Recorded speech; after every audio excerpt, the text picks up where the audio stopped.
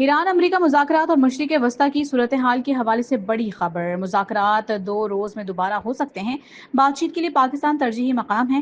امریکی صدر Donald Trump کا بڑا بیان سامنے آ گیا۔ امریکی اخبار نیو یارک پوسٹ کے نمائندے سے گفتگو کرتے ہوئے امریکی صدر نے رپورٹر سے کہا کہ آپ پاکستان میں ہی رہیں کیونکہ آئندہ 2 دن میں کچھ ہو سکتا ہے اور ہم پاکستان جانے پر زیادہ مائل ہیں کیونکہ فیلڈ مارشل سعید عاصم منیر بہترین کام کر رہے ہیں۔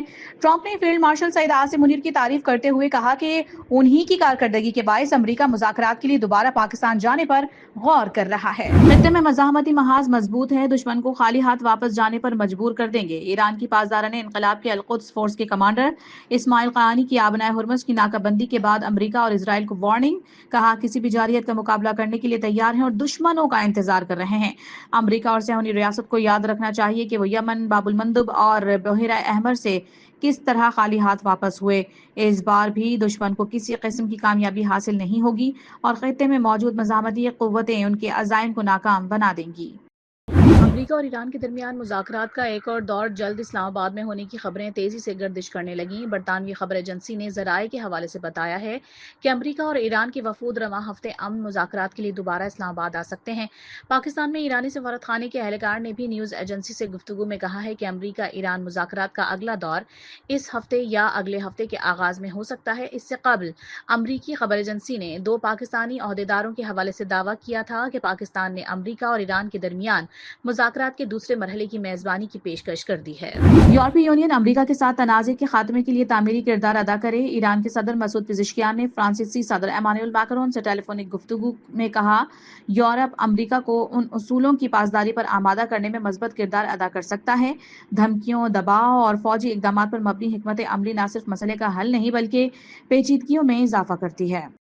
امریکہ نے آبنائے ہرمز کی ناکہ بندی کر دی۔ صدر ٹرمپ کی ایرانی جہازوں کو ناکہ بندی کے قریب آنے پر تباہ کرنے کی دھمکی، کہا ناکہ بندی کا مقصد ایران کو تیل بیچنے سے روکنا ہے۔ میڈیا سے گفتگو میں بولے ایران نے پیغام بھیجا ہے کہ وہ ڈیل کے لیے بےتاب ہے۔ اگر ایران یورینیم معاملے پر راضی نہیں ہوگا تو کوئی ڈیل نہیں ہوگی۔ امریکی وزیر جنگ پیٹ ہیگسیت کی بھی ایران کو وارننگ، کہا ناکہ بندی کے دوران مزاحمت ایران کے لیے دانشمندانہ اقدام ثابت نہیں ہوگا۔ ایران جنگی صلاحیتوں کو دوبارہ تیار نہیں کر سکتا۔ چین نے امریکی ناکہ بندی غیر ذمہ دار اور خطرناک قرار دے دی۔ ترجمان چینی وزارت خارجہ کا کہنا ہے کہ امریکہ کی جانب سے فوجی تنصیبات میں اضافہ کشیدگی کو مزید بڑھا دے گا۔ مخصوص ناکہ بندی جیسے اقدامات نازک صورتحال کو مزید خراب کر سکتے ہیں۔ یہ اقدام نہ صرف جنگ بندی کو کمزور کرے گا بلکہ آبنائے ہرمز میں بھی بحری آمد و رفت کے تحفظ کو خطرے میں ڈال دے گا۔ ایران کے ساتھ مذاکرات میں کافی پیش رفت ہوئی، گیند اب تہران کے کورٹ میں ہے۔ توقع ہے کہ ایران آبنائے ہرمز کھولنے کے لیے اقدامات کرے گا۔ یہ ایران پر منحصر ہے کہ وہ آگے بڑھنے کے لیے کیا اقدامات کرتا ہے۔ امریکی نائب صدر جیڈی وینس کا غیر ملکی میڈیا کو انٹرویو، بولے ایران کبھی بھی جوہری ہتھیار حاصل نہیں کر سکتا۔ امریکی نائب صدر جیڈی وینس کا پاکستان کی قیادت کو خراج تحسین۔ امریکی نائب صدر نے وزیر اعظم شہباز شریف اور فیلڈ مارشل عاصم منیر کی میزبانی کو سراہا۔ امریکی ٹی وی چینل کو انٹرویو میں کہا پاکستانی قیادت نے اعلیٰ سفارتکاری کا مظاہرہ کیا۔ خطے میں امن کے لیے پاکستان کی کوششیں قابل تعریف ہیں۔ پاکستان کے لبنان پر اسرائیلی حملوں کی شدید مذمت، فوری جنگ بندی اور متاثرہ آبادی تک انسانی امداد کی بلا رکاوٹ فراہمی کا مطالبہ۔ اقوام متحدہ میں اسلامی تعاون تنظیم کے اجلاس سے خطاب کرتے ہوئے پاکستان کے نائب مستقل مندوب عثمان جدون نے لبنان کی خود مختاری کی مکمل حمایت کا اعادہ کرتے ہوئے اسرائیلی کارروائیوں کو بین الاقوامی قوانین کی کھلی خلاف ورزی قرار دے دیا۔ جنوبی کوریا نے فلسطین پر اسرائیلی بربریت کو ہولوکاسٹ سے تشبیہ دے دی۔ جنوبی کوریا کے صدر لی جائے مونگ نے کہا ہے کہ اسرائیلی فوج نے دوران جنگ جو قتل عام کیا وہ جنگ عظیم دوم میں نازیوں کے ہاتھوں یہودیوں کے قتل سے ذرا بھی مختلف نہیں۔ اسرائیلی بربریت کو ہولوکاسٹ سے تشبیہ دینے پر اسرائیلی لابی نے ان کے خلاف طوفان کھڑا کر دیا۔ وزیر اعظم شہباز شریف کل سعودی ولی عہد محمد بن سلمان کی دعوت پر سعودی عرب کا اہم دورہ کریں گے۔ 1 ماہ سے بھی کم عرصے میں یہ وزیر اعظم کا دوسرا دورہ ہوگا۔ دورے میں امریکہ اور ایران کے درمیان جاری مذاکرات کے آئندہ لائحہ عمل پر تبادلہ خیال کیا جائے گا۔ خطے میں کشیدگی میں کمی اور مستقل جنگ بندی کے امکانات بھی زیر غور آئیں گے۔ خطے میں امن و استحکام اور پاکستان کی سفارتی کردار پر بھی بات چیت متوقع ہے۔ صدر آصف علی زرداری سے وزیر اعظم شہباز شریف کی ایوان صدر میں اہم ملاقات۔ وزیر اعظم نے امریکہ ایران مذاکرات کے تمام پہلوؤں اور پاکستان کی ثالثی کے ذریعے حاصل پیش رفت اور بریفنگ دی۔ صدر زرداری کا کہنا تھا کہ پاکستان نے عالمی امن کے لیے ہمیشہ تاریخی کردار ادا کیا۔ جنگ کے اثرات خطے اور بین الاقوامی سیکورٹی کے ساتھ ساتھ معیشت اور سیاست پر ہوئے ہیں۔ پاور ڈویژن نے پیک آورز میں روزانہ 2.25 گھنٹے بجلی کی لوڈ شیڈنگ کا اعلان کر دیا ہے۔ ترجمان پاور ڈویژن کی جانب سے بیان میں کہا گیا ہے کہ جولائی تا فروری بجلی صارفین کو 46 ارب روپے کا ریلیف دیا گیا۔ ایندھن کی قیمتوں میں اضافے کے باوجود بجلی 71 پیسے سستی ہوئی۔ کم لاگت ذرائع اور پیداواری صلاحیت کو مؤثر طریقے سے استعمال کیا گیا۔ اقوام متحدہ کے سیکریٹری جنرل انتونیو گوتریس کی جنگ کے خاتمے کے لیے امریکہ اور ایران سے مذاکرات دوبارہ شروع کرنے کی اپیل۔ کہا کہ یہ واضح ہے کہ اس جنگ کا کوئی فوجی حل موجود نہیں۔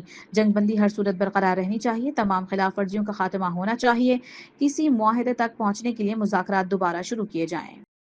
حزب اللہ نے اسرائیل کے ساتھ مذاکرات کی تجویز مسترد کر دی۔ حزب اللہ کے سربراہ نعیم قاسم نے کہا ہے کہ لبنان کی سرزمین کا 1 انچ بھی کم نہیں ہوگا اور اسرائیل کا جنوبی لبنان میں سرحدی دیہات کی عمارتیں مسمار کر کے بفر زون بنانے کا منصوبہ ناکام ہو جائے گا۔ تباہ شدہ علاقوں کی تعمیر نو جارحیت کے خاتمے کے لیے بنیادی شرائط ہیں۔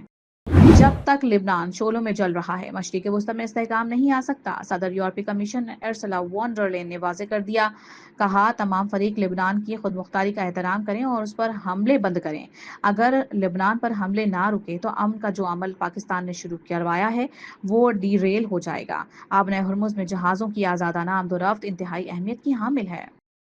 امریکہ ایران جنگ بندی کی تجارتی سرگرمیوں پر مثبت اثرات۔ عالمی مارکیٹ میں خام تیل کی قیمتیں $100 سے نیچے آ گئیں۔ برنٹ خام تیل کی قیمت $99 اور امریکی خام تیل WTI کروڈ آئل کی قیمت $97.45 فی بیرل پر آ گئی۔ IMF سے تقریباً $1.3 ارب کی قسط جلد ملنے کی توقع ہے۔ وفاقی وزیر خزانہ محمد اورنگزیب کی واشنگٹن میں اہم گفتگو۔ کہا فی الحال IMF کے پروگرام میں اضافے یا تبدیلی کی ضرورت نہیں۔ معاشی صورتحال میں کمزوری آئے تو پھر IMF سے رجوع کیا جا سکتا ہے۔ وزیر خزانہ نے کہا ہے کہ پاکستان فنڈنگ کے لیے تمام آپشنز پر غور کر رہا ہے۔ یورو بانڈز، کوک اور کمرشل قرضوں پر کام جاری ہے اور زر مبادلہ کے ذخائر تقریباً 2.8 ماہ کی درآمدات کے برابر ہیں۔